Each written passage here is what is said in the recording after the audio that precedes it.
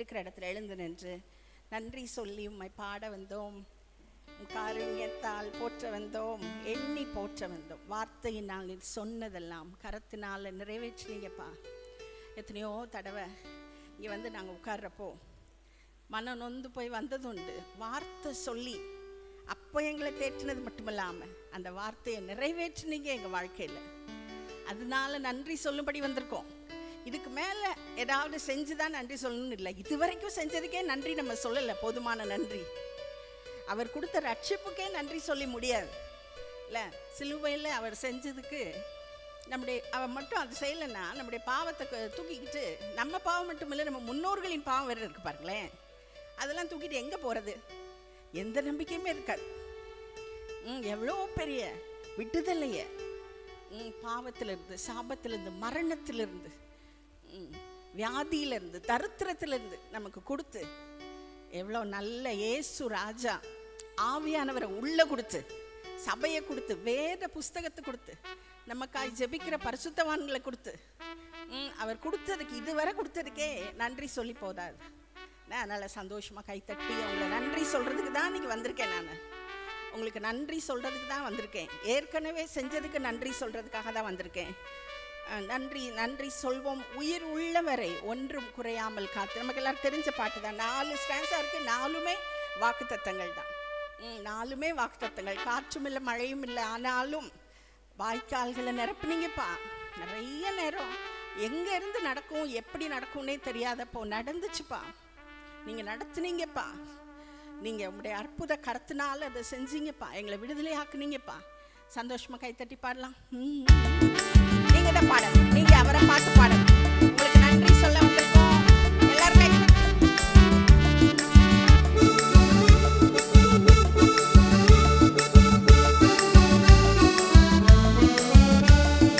நன்றி சொல்லி உம்மை பாட வந்தோம், உம் காருண்யத்தை எண்ணி போற்ற வந்தோம். நன்றி சொல்லி உம்மை பாட வந்தோம், உம் காருண்யத்தை எண்ணி போற்ற வந்தோம். வார்த்தையினால்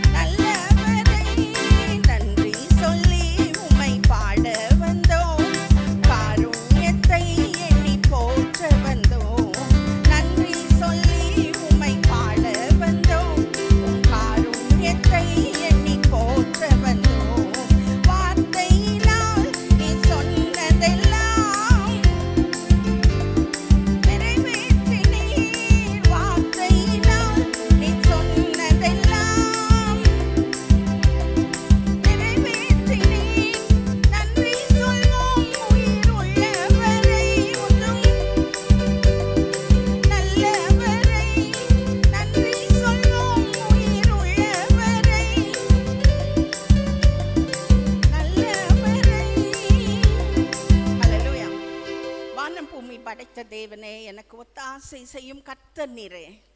ஒத்தாசை செஞ்சிருக்காரா? இதுக்கு முன்னாடி எனக்கு யாரும் இல்லைப்பா, எனக்கு உதவி செய்ய யாரும் இல்லை, நீங்க தான் அப்படின்னு கேட்டப்போ செஞ்சாரா ஒத்தாசை? கட்டாயம் செஞ்சார். அவர் இல்லைன்னா நம்ம சில நேரங்களில் உயிரோடு இருக்கிறது கூட முடியாதோ அப்படிங்கிற மாதிரி தான் இருக்கு சூழ்நிலைகள். அவர் ஒத்தாசை அனுப்பும் பர்வதமாக இருந்தார். ஒத்தாசை கொடுத்தார். அவர் மனிதர்கள் மூலமாக கொடுத்தார். அவரே சில சமயம் வந்து நின்று நம்மளை காப்பாற்றினார். எத்தனையோ நேரங்களில் நமக்கெல்லாம் தெரிஞ்ச பாட்டு ஒரு தடவை பாடியிருக்கோம், 2 தடவை பாடியிருக்கோம்னு நினைக்கிறேன். சந்தோஷமாக கைத்தட்டி வானம் பூமி படைத்தவர். எதுக்கு அந்த வார்த்தை இந்த வார்த்தையும் சேர்த்து போட்டிருக்கு அந்த சங்கீதத்தில் அப்படின்னா, வானம் பூமிங்கிறது எவ்வளோ பெரிய விஷயம் பாருங்க. கேலக்ஸி வந்து பெருகிட்டே இருக்குன்னு வேற சொல்கிறாங்க. புதுசாக ஸ்டார்ஸ் எல்லாம் வந்துக்கிட்டே இருக்கு. அதெல்லாம் வார்த்தையினால் உண்டாக்குனவர். அவர்கிட்டேருந்து ஒத்தாசை வந்தால் அதுவும் பெரிய ஒத்தாசையாய் பெரிய உதவியாக தான் இருக்கும். நமக்கு அந்த கண்ணோட்டத்தில் பார்க்கும்போது நமக்கு தேவை ரொம்ப சின்னது. நமக்கு தேவை அப்படின்னு நாம் நினைப்பது, நாம் எதிர்பார்த்திருக்கிற அந்த அற்புதம் அவருக்கு பார்வையில் ரொம்ப சின்னது. அதுக்கு தான் அது 2ஐயும் ஒன்றா போட்டிருக்கு. வானம் பூமி படைத்த அவரிடத்துலேருந்து ஒத்தாசை வரும். ஒத்தாசை வரும். இந்த வாரத்திலே வரும். எவ்வளோ நாளாக நீங்கள் காத்திருக்கலாம் சில விஷயங்களுக்காக. இந்த வாரத்திலே வரும். இந்த வாரத்திலே கர்த்தர் தருவார். சந்தோஷமாக கைத்தட்டி நம்ம எல்லாரும் பாடப்போகிறோம். வேற எங்கிருந்தும் இல்லை, உண்மையை நோக்கி பாருங்க. நம்ம பார்க்க வேண்டியது அவரை மட்டும். ஒத்தாசை அனுப்ப வருவதுமே உண்மை பார்க்கிறேன்.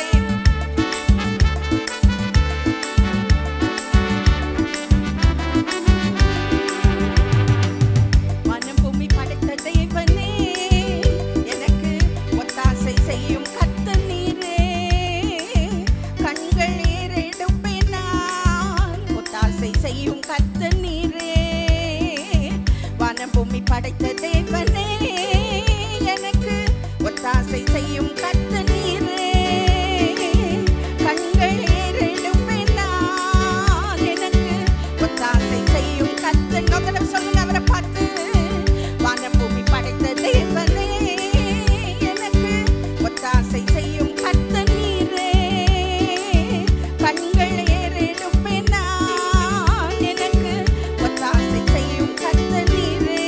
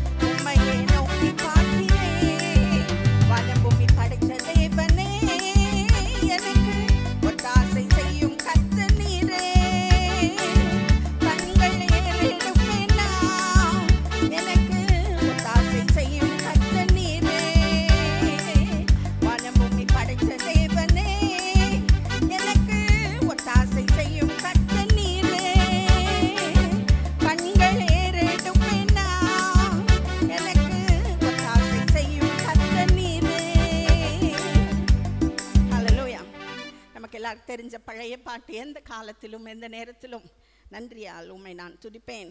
இயேசுவே உம்மை நான் இந்த வாரம் முழுக்க எனக்குள்ளே ஓடிட்டு இருந்த ஒரு நினைவு என்னன்னா, கர்த்தர் என்ன நினைக்கிறாரு, கர்த்தர் என்ன நினைக்கிறாரு. நமக்கு நிறைய பேருக்கு என்ன பிரச்சனைனா, 4 பேர் என்ன நினைப்பாங்க, 4 பேர் என்ன பேசுவாங்க, இந்த 4 பேர் யாரு அப்படின்னு யோசிச்சு பார்த்துருக்கீங்களா? என்னைக்காச்சும் யாரை சொல்கிறோம், யாரை நினைக்கிறோம் 4 பேர்னு? 4 பேர் சொந்தக்காரங்க, 4 பேர் ஃப்ரெண்ட்ஸு, அதெல்லாம் இருக்கட்டும், அதெல்லாம் ரெண்டாவது. கர்த்தர் என்னை குறித்து என்ன நினைத்து கொண்டிருக்கிறார், கர்த்தர் இந்த நான் செய்கிற இந்த விஷயத்தை பற்றி என்ன நினைக்கிறாரு, அதுதான் பிரதானமான எண்ணமாக இருக்கணும் முதல்ல. அது வரும்போது தான் இந்த சர்ச்சுக்கு லேட்டாலாம் வர முடியாது நம்மளால். 8 மணி சர்வீஸ்னா 9 மணிக்கு 9:30 எல்லாம் வர முடியாது. ஏன் வர முடியாது? அவர் வந்துட்டார், அங்கே அவருக்கு முன்னாடி நான் போய் உட்காரணும்.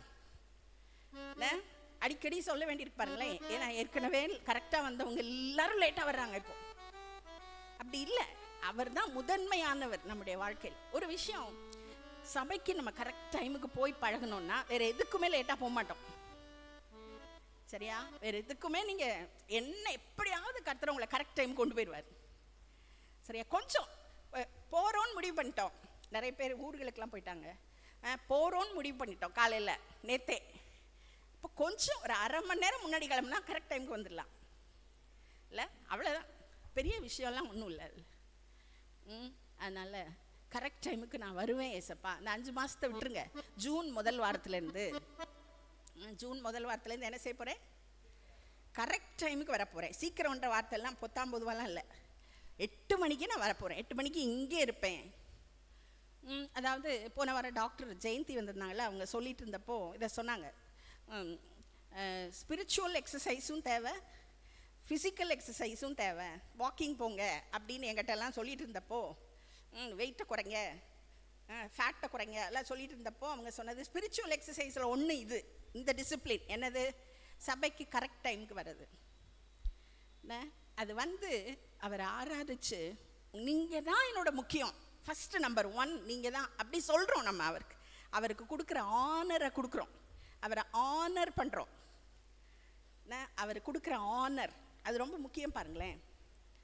அது ரொம்ப முக்கியம். அதுதான் நம்முடைய வாழ்க்கையில் நிறைய தடைகளை மாற்றுகிறது. அதுதான் வழியை திறக்கிறது.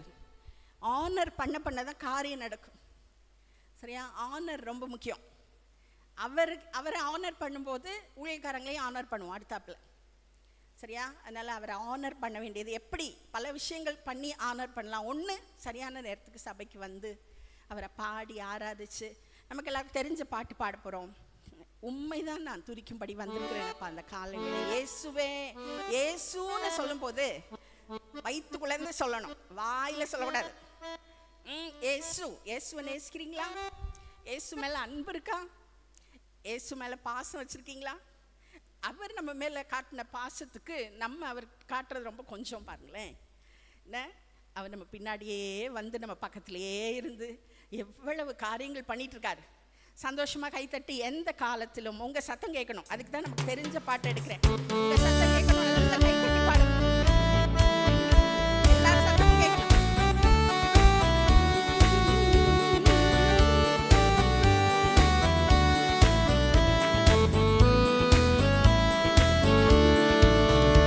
எந்த காலத்திலும் எந்த நேரத்திலும் நன்றியால் உம்மை நான் துதிப்பேன். இயேசுவே உம்மை நான் துதிப்பேன். எந்த வேளையிலும்